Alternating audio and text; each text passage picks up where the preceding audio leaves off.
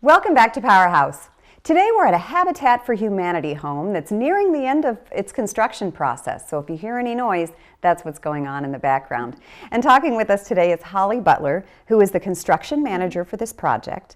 And Holly, a lot of people think that if you implement energy efficiencies into a home, it's going to be way more expensive than building a traditional home. That's not really true in this case, is it? It's not.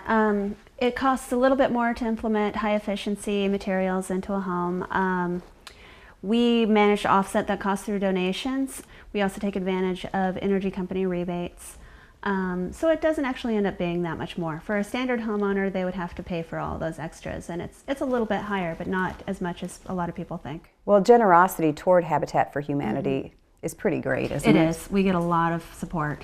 So why do you build it with energy efficiency in mind? Well, a lot of our families are low income and they rent substandard housing. These houses are poorly insulated, bad windows, old furnaces, and a lot of times their energy bills are up to $800 a month, which is ruinous. We don't think it is fair to saddle a family with that kind of cost in a new house, as we are trying to help them, not set them up for failure. So energy efficiency, anything we can do to get the cost down per month for those families is a help to them. So what things do you take into consideration or into account when you're selecting the families? We look at family size, how many kids they have, what genders. Habitat has bylaws setting what size the house can be, how many square foot, how many bedrooms, how many bathrooms.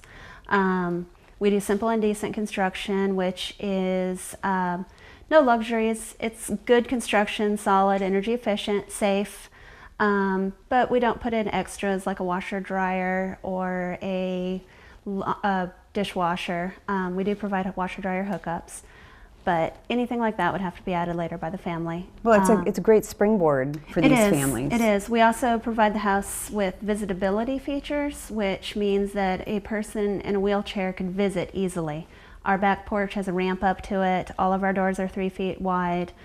We have 5-foot turning radiuses in the bathroom, the hallways, and the kitchen, and our hallways are a little bit wider than standard. I noticed that they were, and that's just not for visitors. I mean, that's a great aging in place feature too. It is, yes. It means if anything ever happens, or if they get in an accident, or they just age, you won't have to move out of your house.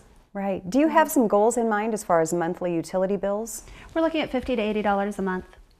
All right. Is the goal of efficiency in general, is that something that's the mission of Habitat for Humanity? It is. Habitat for Humanity is very focused on energy efficient building.